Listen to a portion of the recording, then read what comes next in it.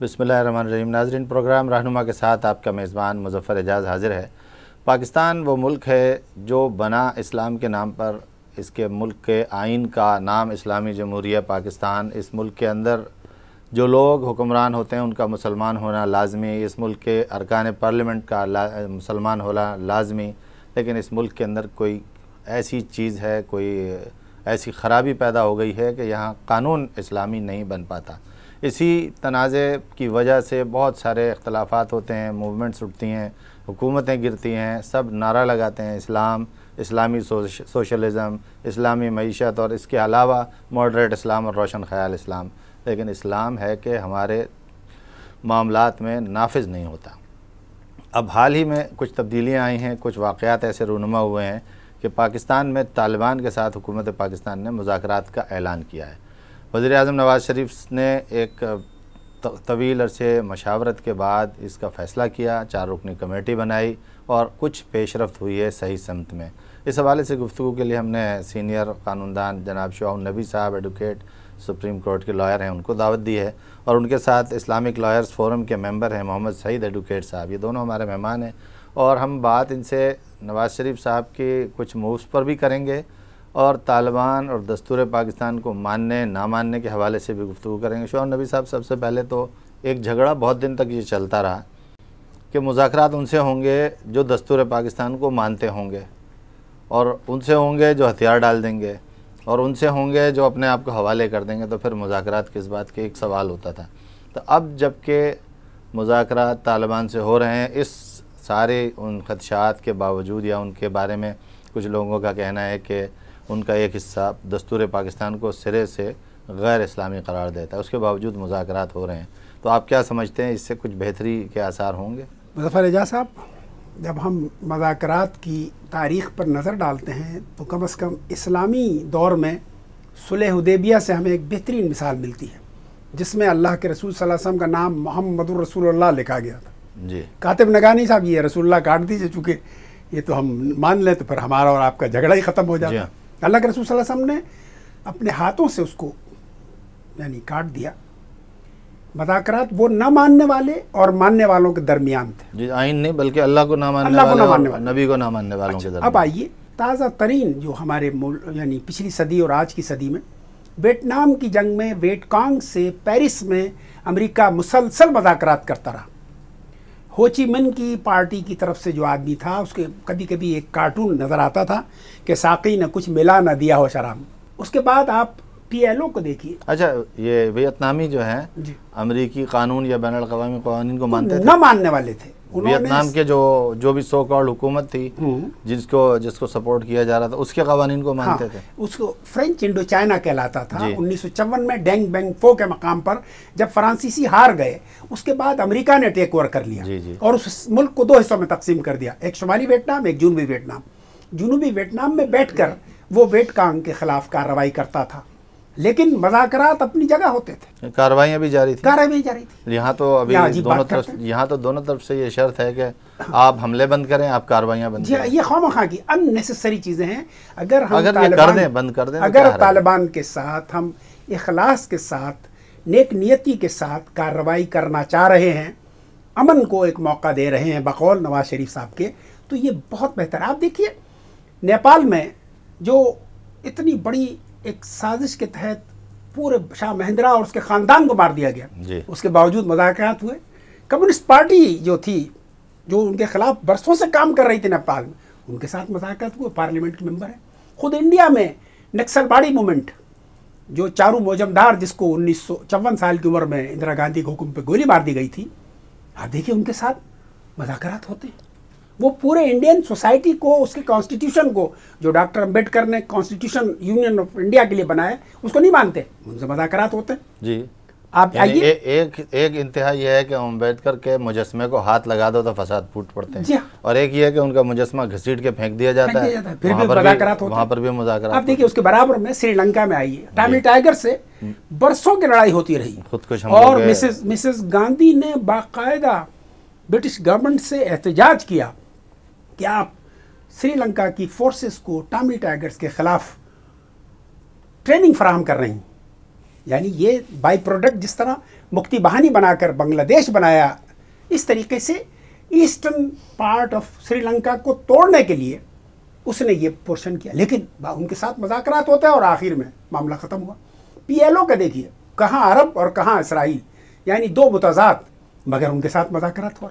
Hamas जो ऐसी बड़ी इस्लामी तंजीम है, मुज़ाकरात अपनी जगह है। आइए बेहतरीन मिसाल मैं आपको पेश करूं कि इस्लाम में सफारतकारी का, मुज़ाकरात का एक पूरा तारीख़ी पस मंज़र है, और मुग़लों ने उसको पर अपने दौर में इतनी बेहतरीन तरीके पर अमल किया कि जब भी यूरोपियन ताकतों के पुर्तगालीज़, फ्रेंच या ब्रिटिश सफ़रा आते थे तो उनको न सिर्फ तोहफे तहफ़ मिलते थे, आने जाने का किराया दिया जाता था। और हमारी तहजीब में शामिल हो गया था कि अगर कोई शुरफा के ख़ानदान में से एक दूसरे के घर जाता तो उसके टांगे या बग्गी का किराया दिया जाता था। फ़ारसी में और अफ़गानिस्तान के अंदर एक लफ्ज़ इस्तेमाल होता है मियाँ जी गिरी। मियाँ जी गिरी ये कंसल्टेशन है between the two warring factions, दो लड़ने वाले मुतहारिब ग्रोहों के दरमियान तीसरी क़ुव्वत जो मुज़ाकरात करती है या मसालियात करती है, उसको मियाँ जी गिरी कहते हैं।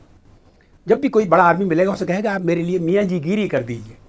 ये वो अल्फाज हैं, मियाँ जी वैसे भी बड़ों के लिए कहते हैं। अब आप देखिए, आज कहा जाता है कि हमें जिनीवा कन्वेंशन दुनिया में सबसे बड़ा कन्वेंशन है और डिप्लोमेटिक कोर के लिए ये है वो है। अरे भाई, इस्लाम तो सफ़ीरों की इज्जत का ये ख्याल रखता है कि हमारे यहाँ कभी ऐसे वाक़या ही नहीं होता। अब इस वक्त भी तालिबान के जो बेशुमार ग्रुप हैं उसमें हकीकी ग्रुप के साथ हमारे मुज़ाकरात हों, उनके अफराद की तहफ़्फ़ुज़ के साथ वापसी और हमारे अफराद की उनके पास से तहफ़्फ़ुज़ वापसी, ये सारी चीज़ें हों।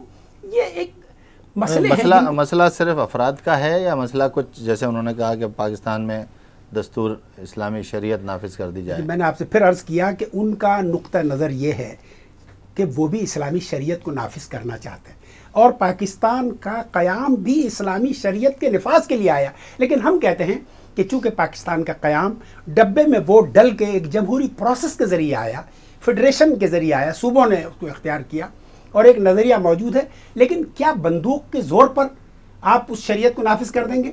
बहुत सा उसके बारे में दो राय हैं। एक पूरा नुक्ता निगाह है तालिबान के सामने हमें पेश करना है, वो हमारे भाई हैं। लोग दुनिया में दुश्मनों को दोस्त बनाते हैं, हम दोस्तों को दुश्मन बनाने चले हैं।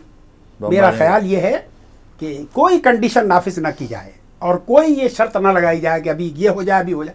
मुज़ाकरात एक बार शुरू हों, वो आप मुज़ाकरात की टेबल पर बैठें और दुनिया की। अच्छा, एक खदशा और भी तो है, मुज़ाकरात शुरू होते हैं, मुज़ाकरात शुरू करने के लिए तालिबान की क़यादत तो ज़ाहिरी बात है आम तौर पर बाज़ारों सड़कों में नज़र नहीं आएगी, तो वो कहीं सरफेस होते हैं, कहीं राब्ते करते हैं, कहीं उनकी टेक्नोलॉजी के राब्ते होते हैं, वो ट्रेस किए जाते हैं और एक ड्रोन अटैक हो जाता है। तो एक किसी ड्रोन अटैक का यही मैं आखिरी बात यही कहना चाह रहा हूं कि मुझे खौफ ये है कि वो ताकतें जो पाकिस्तान में अमन कायम नहीं होने देना चाहती, वो ताकतें जो पाकिस्तान को उसके एक ब्लीडिंग पोजीशन में लाके एक मरीज़ के जिस्म से अगर खून मुसलसल बहता रहेगा तो वो खुद बहुत कमज़ोर हो जाएगा।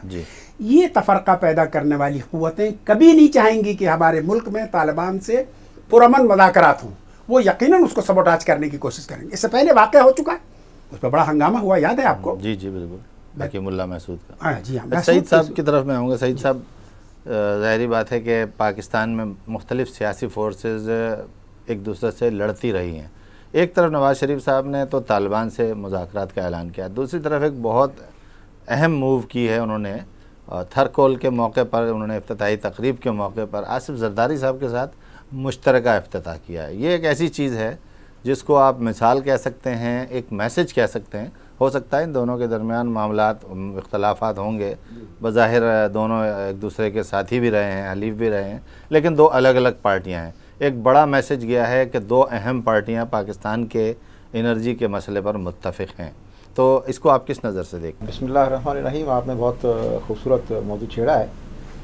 मैं समझता हूँ कि पाकिस्तान की असल कमज़ोरी और बदकिस्मती जो है वो सियासी इख्तलाफ है। हम एक दूसरे के ख़िलाफ़ सियासी इख्तलाफ की वजह से एक दूसरे को अच्छा और बुरा कहते हैं, किसी कारकर्दगी की बुनियाद पर नहीं परखते। इससे पहले भी कई हुकूमतें आती रही हैं, लेकिन हम एक दूसरे की टांगें खींचते रहे हैं, जिसकी वजह से सियासी जो हमारी रिकन्सिलेशन थी वो नहीं हो सकी है। मौजूदा जो नवाज शरीफ का जो ये जो बात जिसका आपने जिक्र छेड़ा है कि उन्होंने थरकोल के इफ्तिताह के मौके पर जरदारी साहब को बुलाया और उन्होंने मुश्तरका इफ्तिताह किया। ये बहुत अच्छी मूव है और इससे एक बहुत पॉजिटिव मैसेज जाता है कि हम सियासी क़ुव्वतों के दरमियान हाथापाई और टांग खींचने की जगह हम कम से कम रिकन्सिलेशन की एक पॉलिसी, नेशनल इश्यूज़ पर जी बिल्कुल। मैंने असल में इसका तालिबान से मुज़ाकरात के कॉन्टेक्स्ट में जिक्र इसलिए किया कि जिस तरह परवेज़ मुशर्रफ कहते थे कि अपने मुल्क के अंदर सफ़े मजबूत होनी चाहिए, तो ये मेरा ख्याल है दूसरी तरफ उनका कि वहाँ मुज़ाकरात कर रहे हैं तो यहाँ सफ़े मजबूत हों। जी बिल्कुल। पीपल्स पार्टी मुज़ाकरात की मुखालिफ है जी। बार बार उन्होंने कहा कि ये तो लातों के बूथ हैं, खुर्शीद शाह साहब ने, निसार खोड़ो ने, किसी ने कहा, लेकिन खुद तो अब वो 5 साल वो खुद भी रहे हैं। एक सवाल ये भी कि 5 साल में आपने कोई लात नहीं मारी बूथों को, बल्कि लातें खाई हैं। लेकिन ये कि एक ऐसी मूव है जिसके नतीजे में शहरों में, देहात में, पाकिस्तान में एक मजबूत फ़ज़ा होगी। तो अब ये जो उन्होंने मूव की है, आप समझते हैं कि पाकिस्तान के कोयले के ज़रिए जो तवानाई हासिल करेंगे उससे पाकिस्तान को फ़वाइद पहुँचेंगे और दोनों मिलकर इसको, ऐसा नहीं हो कि लूट लें लड़ने के बजाय, यानी काम लोगों तक तवानाई पहुँचाने के बजाय तवानाई का खात्मा कर दें। आपने सही फरमाया। इससे पहले भी हम देखते रहे हैं कि इस थरकोल प्रोजेक्ट के बारे में बहुत बातें भी हुई हैं, बहुत से प्रोग्राम भी हुए हैं और हमारे कई साइंसदानों ने भी इस बात का इतराफ़ किया है कि यहाँ पर थरकोल में इतना कोयला और इतनी अच्छी क्वालिटी का कोयला मौजूद है कि अगर हम उससे इस्तेमाल करें तो हमारे पास बिजली के तमाम मसाइल बहुत कम वक्त में हल हो सकते हैं। मेरे नज़दीक ये बहुत अच्छी मूव है, सियासी रिकन्सिलेशन की तरफ एक बहुत बड़ा कदम है ये, क्योंकि लड़ाई अगर हम करते रहेंगे तो हम सियासत में कभी भी कामयाब नहीं हो सकेंगे और इससे हमारे बहुत से मुखालिफिन के मुँह भी बंद हो जाएंगे और जमहूरियत को चलने में बहुत बड़ी मदद मिलेगी। अगर ये इस तरह ही चलती रही तो ये हुकूमत भी बड़ी कामयाब जाएगी। इसके बाद आने वाली हुकूमत को भी जो है बहुत अच्छा मौका मिलेगा काम करने का, क्योंकि हमारे इदारे मजबूत होंगे और हमारे वो मुझे दुश्मन बैरूनी और अंदरूनी जो दोनों ये चाहते हैं कि पाकिस्तान में दुश्मन जो है वो सियासत जो है वो ना चले, यहाँ पर जमहूरियत कमज़ोर हो, वो इंशाल्लाह अपनी कमज़ोरी महसूस करेंगे और उनको शायद ये बात अच्छी ना लगे। लेकिन हमें इस बात का ख्याल रखना है कि हम इस बात की परवाह नहीं करें कि वो अच्छा समझते हैं बुरा, हम अपने मुल्क में, अपनी जमहूरियत के हक़ में, अपने आवाम के हक़ में जो अच्छा समझते हैं उसमें हम मिलकर चलें। जी बिल्कुल। अभी जैसे आपने बताया ना वो लोग क्या समझते हैं, तो पाकिस्तान में इस मूव के साथ ही अमरीकी सफ़ीर का बयान आया कि पाकिस्तानी हुकूमत और सियासतदान और पार्लियामेंट जिस चीज़ को अपने मुल्क के लिए बेहतर समझेंगे हम उसके लिए उनका साथ देंगे, मजबूर वो होते हैं। ये एक फ़ज़ा हुई है और इससे एक यानी मार्केट कह लें आप, खुद वकला में आला तरीन सतह पर और जजों से मुलाकातें वगैरह, और जहाँ देखते हैं आपके लोगों से मुलाकातें होती हैं, लोगों ने कुछ महसूस किया है, कुछ इत्मीनान का। सिर्फ जैसे होता है ना कुछ वाक़या हो जाए तो स्टॉक मार्केट गिर जाती है, तो इससे क्या असरात पूरे माशरे पर? जनाब, मैं समझता हूँ कि न सिर्फ अमन पसंद शहरियों ने, कानूनदानों ने, बल्कि बहुत बड़े तबके ने इस मूव को वेलकम किया है। और मैं आपको बताता चलूँ कि पाकिस्तान की तारीख में ये मूव पहली बार नहीं है। 1977 के इलेक्शन के बाद PNA की तहरीक आपके सामने, दोनों ने बैठ के मुज़ाकरात किए या नहीं किए? एक तरफ वो थे जिनको हम कहते थे भाई ये फ्रॉड इलेक्शन है, बोगस है, हमने उनके साथ बैठ के मुज़ाकरात की और उसमें प्रोफेसर गफूर साहब मौजूद थे, उसमें मुफ्ती महमूद साहब, फजल रहमान साहब के अब्बाजान मौजूद थे और उसमें नवाबज़दा नसरुल्लाह साहब मौजूद थे।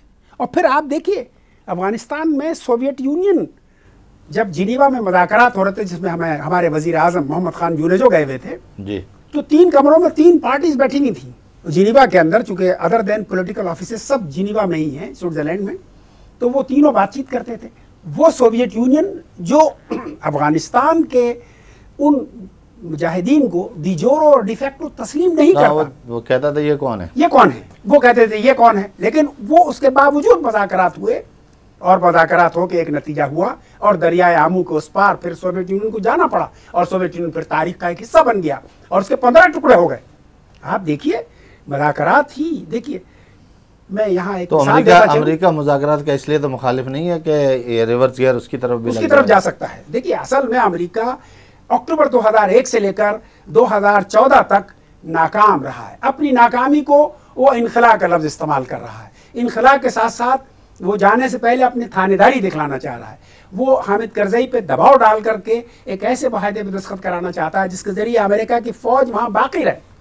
मैं कहता हूँ हमारे 7वीं दुनिया की एटमी क़ुव्वत वाला मुल्क पाकिस्तान, इसके हुक्मरान इतने कमज़ोर हैं कि हामिद करज़ई या खुल के कहता है कि फ़लाँ और फ़लाँ और फ़लाँ वाक़यात में अमेरिका इन्वॉल्व है और हमारे मुल्क में इंडिया इन्वॉल्व है, इसराइल इन्वॉल्व है, और अब तो ईरान की तरफ भी इशारा हो रहा है, बाद और मुल्कों की तरफ भी।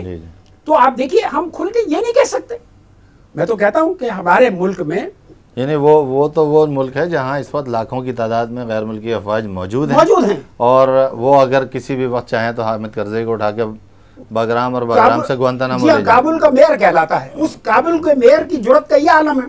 और हमारे एक स्टैंडिंग आर्मी, एयरफोर्स, नेवी और एक एटमी कुव्वत, एक इतना बड़ा मुल्क 8 लाख मुरब्बा किलोमीटर का, जो दुनिया की 3rd या 4th या 5th पोजीशन में आने वाला है। आप देखिए ना, देखिए असल चीज़ फिर वही है कि मैं एक फारसी का जुमला है कि कलम गोयत के मन शाहे जहानम। कलम कहता है कि मैं दुनिया का बादशाह हूँ। कैसे बादशाह? कि जब कभी दुनिया में जंग होती है, फिर बैठ के मुज़ाकरात होते हैं और कलम से लिखा जाता है। और फिर कलम से लिखा हुआ अगर मुआहिदा टूट जाए तो फिर जंग होती है, और फिर जंग के नतीजे में फिर मुआहिदा कलम से लिखा जाता है। जो कलम वो चीज़ है जो कायनात में अल्लाह ताला ने सबसे पहले बनाया, फिर हमारी तकदीर लिखी उससे। ये जो है, और कुरान में तो एक कुरान की एक कलम के नाम से आयत भी मौजूद है, सूरत मौजूद है। तो मैं ये कहता हूँ कि हमें मुज़ाकरात हर कीमत पे करने हैं इस मुल्क के लिए, और हमें एक बड़ी मिसाल होगी, और सारी दुनिया, इस्लाम के मुल्क और Afro Asian countries, Latin America के मुल्क आपकी तरफ देख रहे हैं। क्या अच्छी गवेरा की मूवमेंट चलती थी तो वहाँ पर क्या मुज़ाकरात नहीं होते? जैसे पाकिस्तान में एक रुकावट कह लें, या शायद वो फ़ज़ा को समझ नहीं पाते या किसी और के लिए काम कर रहे हैं। 1 से 2 दिन तक हमारे मीडिया ने ऐसा शोर मचाया था जैसे नवाज शरीफ साहब इर्तदाद की तरफ जा रहे हैं। जी हाँ, ऐसा लग रहा था। जी बिल्कुल, कि वो इस्लाम को छोड़ रहे हैं, पाकिस्तान इंडिया के हवाले करके और सौदा करने के जा रहे हैं, कुछ इस तरह की बात लग रही थी। लेकिन उसके बाद फिर दूसरी आवाज़ें हल्की हल्की सी आई हैं कि नहीं, आप लोग गलत कर रहे हैं, मुज़ाकरात करने दिए जाएँ, और ये जो चीज़ें हैं वो दोनों फरीक समझते हैं। मैं सैयद अली गिलानी साहब का एक जुमला आपको दोहराता हूँ। जैसे मैंने उनका एक इंटरव्यू करते वक्त उनसे पूछा, तो उन्होंने कहा कि इंडिया की फ़ौज ने, इंडिया की हुकूमत ने मुझसे मुज़ाकरात किए। हुर्रियत तहरीक के चेयरमैन थे जी। तो मैंने उनसे कहा कि भाई, जब तुम आज़ादी के जद्दोजहद करते थे और गांधी जी और नेहरू जी थे, उस वक्त क्या ब्रिटिश एम्पायर आपसे ये फैसला करवाती थी, ऐसे औरतों की इज्जतों को लूटती थी? आप हमारे साथ तहजीब से बात करें। तो देखिए, इतनी शदीद बात करने के बावजूद इंडिया के हुक्मरान उनसे गुफ्तगू करते हैं, और उनके अंदाज देखिए। श्रीनगर में एक खंदक में तोप लगा के उस पर उर्दू में लिखा, जाके, जबकि उनकी राष्ट्रभाषा हिंदी है, उसमें लिखा, कश्मीरी भाइयों, कश्मीर क्या, पूरा भारत देश तुम्हारा है। ये देखिए, यानी वहां से तोप गोले उगल रही है, मगर आप उनका अप्रोच देखिए, तोप पे लिखा हुआ है, तोप पे ये लिखा हुआ है। तो ये है कैफियत। आप फिर समझ लीजिए कि आपको मुज़ाकरात करके अपने नेशनल इंटरेस्ट को बचाना है, एक मिल्लत के इंटरेस्ट को बचाना है। वो हमारे भाई हैं, उनकी सोच का अंदाज ये है कि वो भी इस्लामी शरीयत चाहते हैं, और हम भी पाकिस्तान में एक बाबरकत इस्लामी इनकलाब चाहते हैं। तरीक़ाकार का मसला है, बैठ के गुफ्तगू करें। अच्छा, इससे एक चीज़ तो पैदा होगी कि अगर इस्लामी शरीयत नाफिज होती है तो जो लोग पार्लियामेंट में हैं, जो लोग वज़ीर हैं, जो गवर्नर्स हैं, जो बहुत ज़्यादा यानी उनके कहना चाहिए कि बाजे ताजे बजते हैं उनके आगे पीछे, हाँ। तो ये सब ख़त्म नहीं हो जाएगा, ये सब तामझाम ख़त्म हो जाएगा। असल डर उन्हें वही है। तो फिर तो ये कैसे करने देंगे? बिल्कुल, असल जिन लोगों को नवाज शरीफ साहब, क्या जरदारी साहब, क्या अल्ताफ़ हुसैन साहब, क्या वली खान के जो उनके वो हैं असफंदियार या दूसरे, या जो लोग भी हैं जो, या महाराजे कह लें, या जो आजकल जागीरदार हैं, ये कैसे करने देंगे? देखिए, मैं फिर आपसे एक मुझे तो एक सवाल और भी कि इमरान खान साहब एक बहुत बड़ा नाम आया है कि जी तब्दीली लाएंगे, करप्शन ख़त्म करेंगे, लेकिन क्या वो भी शरीयत को 5 फीट 6 इंच पर या 5 फीट 11 इंच पर नाफिज करेंगे? जी हाँ, वही मैं आपसे ये कहने जा रहा हूँ कि इस्लामी जमीयत तलबा के ज़माने में हमने मौलाना मौदूदी मोहतरम से सवाल किया कि इस्लामी इनकलाब कैसे आएगा और कौन लोग लाएंगे और कहाँ, किस मुल्क में सबसे पहले आएगा। तो उन्होंने 3 बातों के जवाब। पहला कहा कि गालिबन उस ज़माने में सूडान के हालात सबसे बेहतर थे, कहा सूडान में आ जाएगा, और कहा वो लोग लाएंगे जैसे जो माशरे में तब्दीली लाने वाले अनासर हैं, तुलबा, वकील, मजदूर, किसान, और कहा कि उस वक्त लेके आएंगे जब आपकी कैडर तैयार हो, 1 से लेकर 10 तक, SHO लेवल तक आपके पास ट्रेंड अफराद हो। अब देखिए ना, इमरान खान की बात आपने की, तो मैं यही कहता हूँ कि उनके पास सब कुछ मौजूद है, लेकिन आपको एक ट्रेंड, एक लीडरशिप चाहिए जो ऊपर से बटन दबाए तो पुश बटन का मामला हो।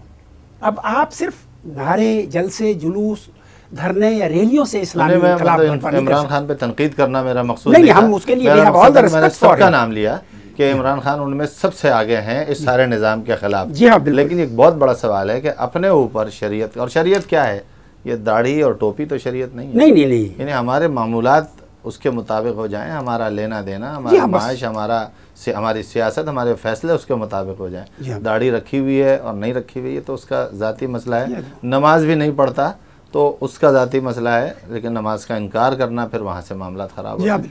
तो ये जो चीज़ है कि ये लोग क्या तैयार होंगे, या एक पूरी आपने कैडर की बात की कि कैडर इनकलाब लाएगा। हाँ। लेकिन इस इनकलाब के मुखालिफ एक पूरा कैडर तैयार है। ब्यूरोक्रेसी में वो है, सिविल सर्विस में वो है, थाने में वो है, अदालत में वो है, तमाम जगहों पर वो है। लेकिन मुज़फ़्फ़र एजाज़ साहब मुझे फिर कहने दीजिए, सही साहब आप भी एग्री करेंगे, IRA जो ब्रिटिश एम्पायर की सबसे बड़ी दुश्मन थी, उसके साथ ब्रिटिश एम्पायर ने मज़ाकरात किए। नॉर्दर्न आयरलैंड के मौके पर या आयरलैंड के मसले पर देखिए मज़ाकरात किए, वो उन्होंने सब कुछ किया with the passage of time. एक मारवाड़ी ज़बान का मुहावरा है, धीरे धीरे ठाकरा और धीरे सब कुछ होए, माली सैचे 100 घड़े, रुत आए सो फल होए।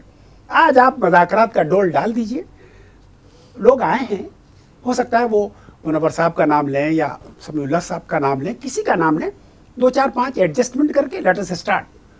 देखिए good start is half done, वो तो कीजिए ना आप, वो तो कीजिए आप। वो तो मेरा ख्याल हो गया। और मैं समझता हूँ कि बड़ी खुशहाली बात है कि वज़ीर आज़म ने ऐलान किया, वज़ीर आज़म ने कहा मैं निगरानी करूँगा, मैं सरबराह हूँ। जो अक्सर ये मुतालबा किया जा रहा था कि ये वज़ीर ख़ारजा या सेक्रेटरी या किसी और का काम नहीं है कि मेंबर पार्लियामेंट खड़ा होकर ये कहे और वज़ीर इत्तलात उसको डिनाई कर दे, बल्कि ये बहुत अहम बात है और ये गुड स्टार्ट है। तो हम सब इस गुड स्टार्ट के लिए अच्छी उम्मीद रखें। हाँ, मैं आपको यहाँ ये कहता चलूँ, ब्रिटिश इंडिया में 1925 में स्वात के अंदर शरीयत नाफिज करने की इजाज़त दे दी गई। एक स्टेट थी स्वात, उन्होंने कहा जी आप लगाई। 1925 while the British Empire was at top at that time. क्या वजह थी? उसकी वजह यह है कि दुनिया में मकामी हालात और ताल्लुकात को सामने रखा जाता है। आप एक ये यानी there is no point, only one point which is gun point, ये कभी दुनिया में चलता नहीं है। आप लोगों को एडजस्ट करते हैं। अल्लाह के रसूल सल्लल्लाहु अलैहि वसल्लम ने फतह मक्का के मौके पर कहा जो मक्का मुकर्रमा में आ जाए, काबतुल मुशर्रफा में, उसको अमन है। वो अपने घर का दरवाजा बंद कर ले, उसको अमन है। अबू सुफियान के घर चला जाए, उसको भी अमन है। ये क्यों? लोकल लीडरशिप जो थी ना, उसको भी उन्होंने अहमियत दी और लोगों ने कहा आप उनके तमाम कबायली रस्म और रिवाज तोड़ दीजिए। अरे भाई ये इस्लाम इसके लिए थोड़ी आया। मैं फतह ईरान की मिसाल आपके सामने फिर पेश करूंगा। हज़रत साद इब्न अबी वक़ास रज़ियल्लाहु ताला अन्हु फातिह ईरान थे। उन्होंने इत्तला दी हज़रत उमर फारूक रज़ियल्लाहु ताला के ज़माने में कि ये पूरी पर्शिया की एम्पायर ख़त्म हो गई, ये सब इलाके अब हमारे हैं, ये हमारी माल गनीमत है, इसको भी बांटा जा सकता है। मजलिस शूरा ने भी उनका फैसला कर लिया था, लेकिन वीटो पावर हज़रत उमर फारूक रज़ियल्लाहु ताला अन्हु ने इस्तेमाल किया। कहा नहीं, जिसके मकान, खेत खलियान, दुकान, कारोबार, तिजारत, ज़राअत सब उसी की रहेगी। हम उशर लेंगे, 10% उनसे लगा लेंगे, उनकी निगरानी करेंगे। हम उनके खेत खलियान, मकान, दुकान पर कब्जा करने के लिए थोड़े गए। चुनांचे जैसे ही ऐलान हुआ, पूरे ईरानियों की मेजॉरिटी ने इस्लाम कबूल कर लिया। उससे पहले वो मजूसी थे, उन्हें पता चला ऐसे फाते हैं। देखिए हम वहाँ पर अगर कबायली इलाकों में जाते हैं या उनकी रीत रवाज या रस्म रवाज को तोड़ने के लिए नहीं गए, हम तो इस्लाम की मोटे मोटे उसूल हैं। भाई आपको जो हक दे रहे हो हम आपको नहीं ले मांग रहे। एक और चीज़ है मीडिया के जरिए बड़ी मशहूर तौर पर की जाती है, क्या वो ये कही जाती है कि कौन सा इस्लाम, जी देवबंदी, बरेलवी, शिया, सुन्नी, अहले हदीस, क्या है अब ये तालिबान का इस्लाम एक और 5वां आ गया।